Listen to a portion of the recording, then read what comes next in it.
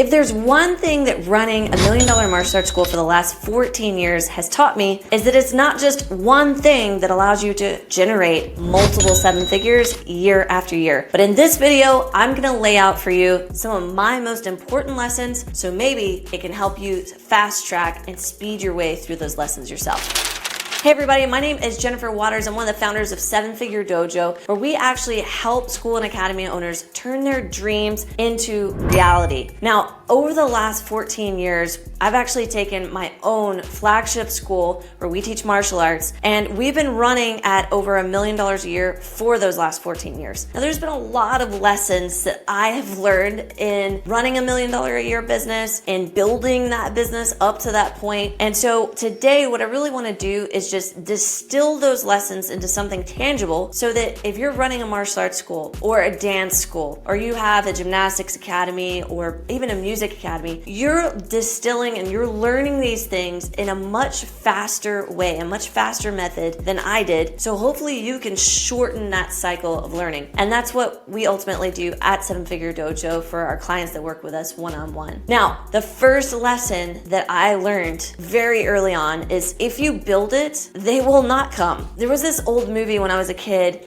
growing up. It was called The Field of Dreams. And the concept was that this baseball team would come to this field as long as Kevin Costner, the star of the film, built it. And then they would show up and they would play this game, and like all these things would happen. I don't remember the rest of the plot line, but I do remember this concept of, well, I just have to build it and then people will show up. Somehow this has ended up in business. We go in and we go, well, I have some people that are interested in what I'm doing. I'm teaching them. They're excited about it. Maybe you started off like my dad, teaching martial arts inside of a rec center, and you're going, okay, I've got like 20 people here, 30 people. I think I could just open up a retail facility, and if I do, more people will come. The reality is that it doesn't work like that. You see, just because you open up a commercial facility or you're deciding to go bigger doesn't actually mean that you will, and it doesn't actually mean that more people are going to know about you, especially post-COVID. 2020 changed a lot of things for local businesses, and they certainly changed even more things for school and academies that used to rely on things like referrals or walk-ins or people looking you up on your website. To be honest, there's just a lot of noise right now in society that's preventing people from actually discovering who you are, which brings us to lesson number 2. Acquisition is everything. You see, one of the lessons that I learned really early on in that first 4.5 to 5 years of us generating enough revenue where we finally hit $1 million a year is that it didn't have much to do with the product of what we were teaching. It had everything to do with how fast and how much that we could get out into the community, as well as get in front of people's eyeballs to entice them and to interest them in what we have to offer. You see, for most martial arts schools, dance schools, we do this because we're passionate about it. I don't think very many of us actually came in and went, you know, I'm gonna open up a school because I think this is the best way to make money.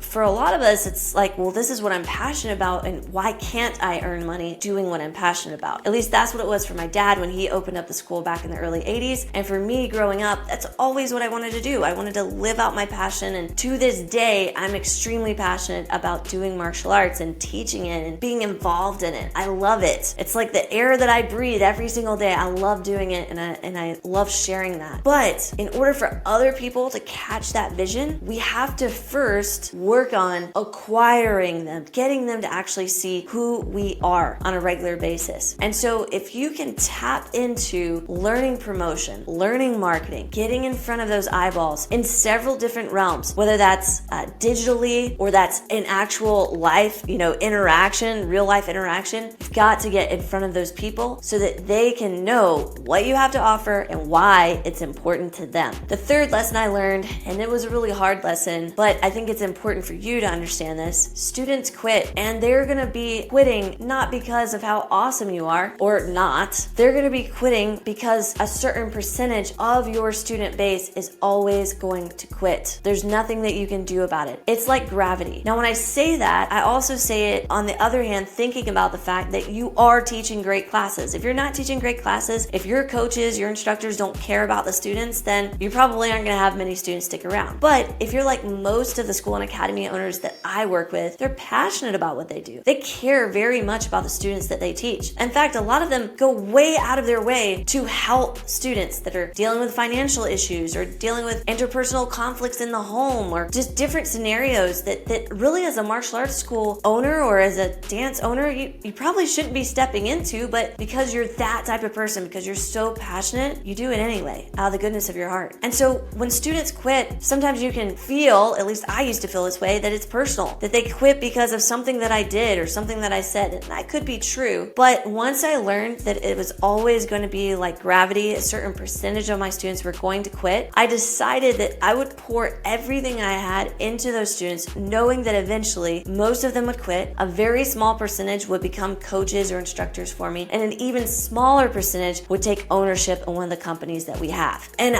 I realized that, and once I did, it started helping me be able to produce the best quality that I had and also be able to focus on acquiring new people, because I knew that those students were eventually going to fall off and I had to replace them with new people coming in the door. All right, lesson number 4 is that price is not connected with the amount of time that you have available for someone to train in whatever it is you offer. I see this mistake all the time, and we used to make it ourselves. We used to charge a certain amount based on how many times a week or how many sessions that you did. And the problem with that is that now we're doing what most everybody else usually does. They pay money and they expect a certain amount of time, as opposed to paying money and expecting a certain amount of value. And so when I started exchanging, instead of exchanging time for money, started exchanging value for money, everything changed, because I no longer had to worry about offering unlimited classes for somebody to value what it was that I was doing and what it was that I was trying to promote or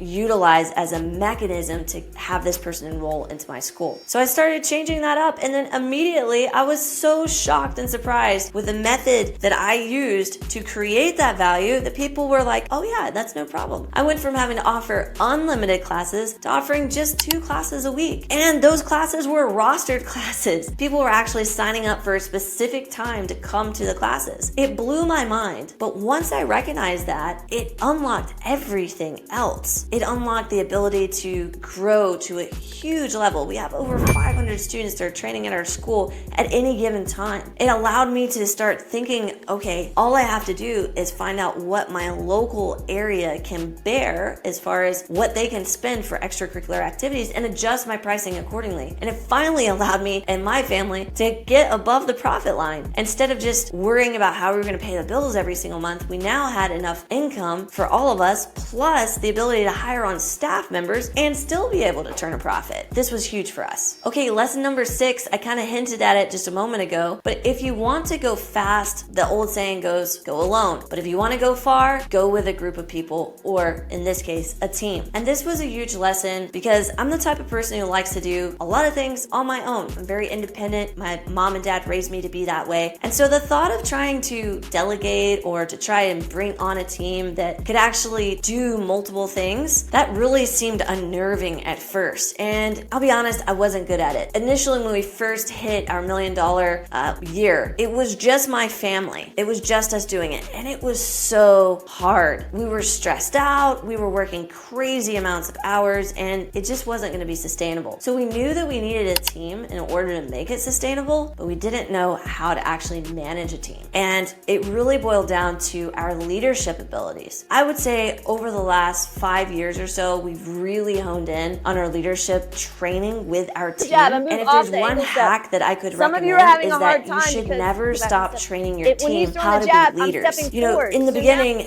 you're just trying to pass on and kind of clone yourself. And that's one way to lead other people. But eventually, you want those leaders to then multiply. You want them to train other people in your methodology, in the way that you do things. And by doing this, you're not just cloning yourself, you're replicating so many other versions of you to be able to do these jobs, to do these tasks in your business at the level that you would do them, or sometimes even better than how you would do them, because everybody has different personalities. Somebody's biggest weakness is someone else's biggest strength. And that's one of the things that I learned, and I wish I would have learned it sooner. Okay, lesson number 7 is no matter what people say, making money isn't evil. It's actually a tool used for good, or could be used for good. For whatever reason, especially in this industry, industry, martial arts industry, the connotation that making money is a bad thing has stuck around for so long. And I really think it comes down to not with just martial arts, but the mindset that a lot of school and academy owners come from, that making money is something that I don't deserve, or making money means that I'm doing too well for myself. It's funny how a lot of times we lower ourselves to such base levels of humility that we forget that earning and generating revenue allows us to have greater impact. You know, if you think about it, if you were out in the ocean and you had a lifeboat, you wouldn't think too much about bringing other people on that lifeboat, helping to save them from all the perils of the ocean. But if you're in the ocean and there's sharks swimming around, you don't have a flotation device, you can't just go over to somebody else and say, yeah, come on over here, I'll hold you. It's not gonna work. You're both gonna drown. You're both gonna get eaten by sharks. So you've got to have something else. You've got to have a different plan in place. And I believe that it's very important for you to have impact. I believe that you're gonna first have impact with yourself and your family, supporting yourself and your family so that the family can then go and do amazing things and have an impact in the community. Even yourself, when you are stressed out about money, you can't have the same impact teaching your students that you would if money wasn't an issue. Additionally, after you impact your family, the next thing is to impact your team. If you're not able to pay people a decent wage, something that they can live off of, something that they can go, wow, I'm actually progressing in life, you're gonna be stuck in this never-ending cycle of churning through employees and churning through team members because they can't earn a decent wage with you. And when you are able to generate enough revenue to pay your team according to what they should be paid for a decent wage, and also for them to expand their family, expand their life, then it allows you to do other things with that. Now you can start getting into charitable contributions. Now, when you have that team member that has a crisis happen, you actually have something to help them with. Or when you are in a position to invest that money into something that could have greater impact, now you have the potential to do that. But without generating money, without earning money, and without being able to save and invest that money, your impact is going to be very, very little. You're going to have impact where you can just teach to other people and maybe they will have impact with others, but it's not going to have as loud of an impact. It's not going to be as great as you being able to generate enough revenue and then turning that revenue into something that can help other people. So guys, if you got a ton of value out of this video, let me know in the comments. And I also wanted to let you know, if you would like some help with your own school or your academy, just check us out at sevenfiguredojo.com and you'll get a ton of information about what we do to work with our clients one-on-one to help turn their dreams into reality.